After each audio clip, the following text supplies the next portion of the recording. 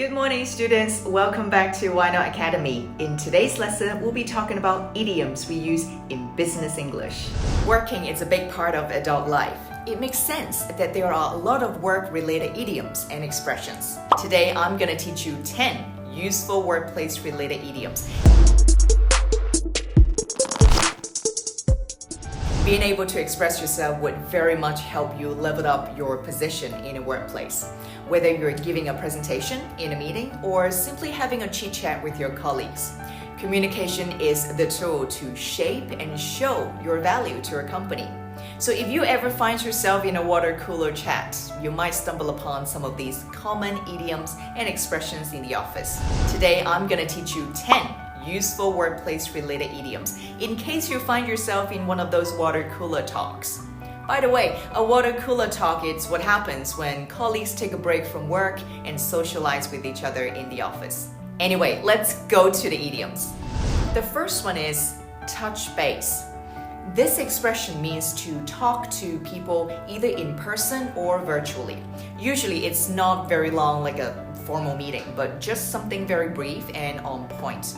This is a very common phrase when you want to catch up on things or asking your colleagues to touch base with you. For example, since COVID, we've spent a lot of time working from home. By the time you get to go back in the office, you might want to touch base with your team.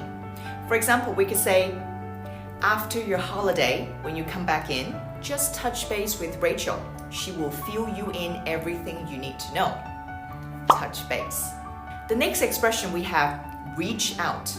Basically, it means getting in touch with somebody, and usually to someone that you might not know very well in a workplace. Let's say you're new to the job or on your first day, your supervisor might assign someone to help you get settled in. You might hear, for example, don't hesitate to reach out to Deborah if you have any questions. Now, she might look cold on the outside, but she's actually very friendly, so just go and talk to her. Reach out. I hope we all get to meet someone nice on our first day. Okay, the third expression, we have keep me in the loop. For example, you're working on a project with some other colleagues.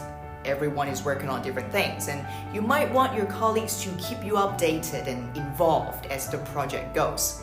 Or let's say if you were not able to attend certain meetings, say you're on sick leave that day, you definitely want your colleagues to keep you in the loop and tell you what happens in those meetings, or if there's any concerns or decisions being made. For example, you can say, keep Sarah in the loop when discussing the franchise, please. Keep me in the loop. The next expression is get the ball rolling. This literally means to get something started, to make some progress. Sometimes in the office, we might have numerous meetings talking about what new projects to do, lots of meetings on how to plan, how to execute. But at some point, we'll have to stop discussing and get the ball rolling. Basically, time to put in the action. So for example, you can say, we've been planning this for months. Let's just get the ball rolling on this new pitch today. Get the ball rolling. The next expression is cut to the chase. Sometimes in a workplace, things could get complicated. You might find yourself or your colleagues explaining things going on and on and on.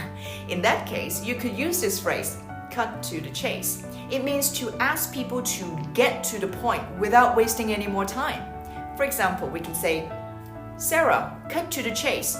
Are you going to finalize the report on time or not? Cut to the chase. Expression number 6, we have as of yet. It's another way of saying at the moment.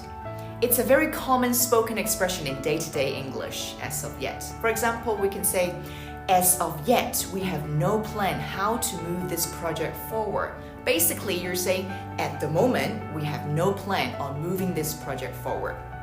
As of yet. Coming up next, we have expedite.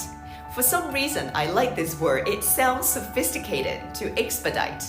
It is a fairly old word, I have to say, but it's commonly heard in the business world. It's another way to say to speed things up, make things faster. For example, we can say, can you please check with the account department to expedite the payment process for Amazon, please? Expedite. to speed things up. Next up, we have go the extra mile.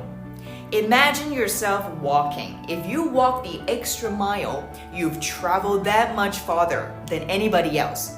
In business, the same thing. It means to put in more effort to get a better result. Think Apple and Apple Care. Do you know how much they make just on that alone besides the product? A lot! That's why Apple's operation is so streamlined. They go the extra mile to make customers feel well taken care of. You can get any services you can think of. There. It's literally a one-stop shop. Brilliant! Well done, Team Cook. I applaud you.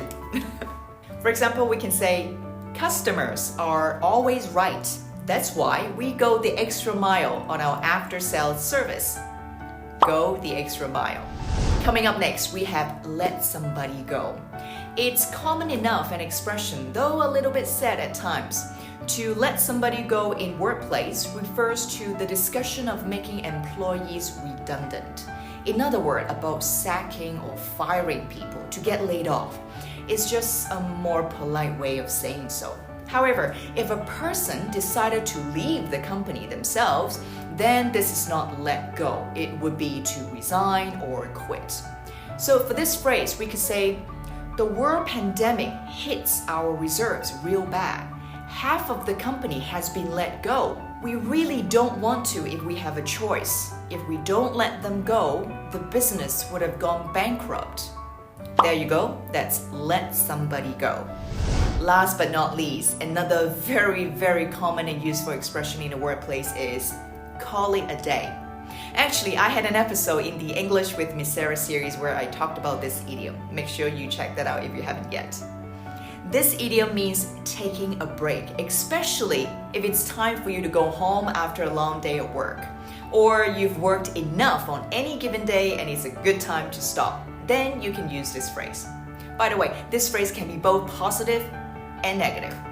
For example, good job, Tim. We've made major progress today. I think it's time to call it a day.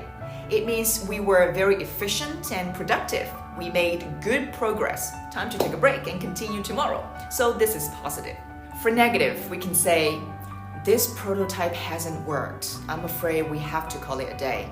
It means it's not successful. We'll stop working on it altogether and try something new the next day. Call it a day. I hope you've enjoyed these 10 idioms and expressions for workplace. Listen out for these phrases or try them out yourself next time in the office. If you like this video, remember to give me a thumbs up, like, share, and comment below. I would love to hear from you all. I'll see you guys in the next one. Bye!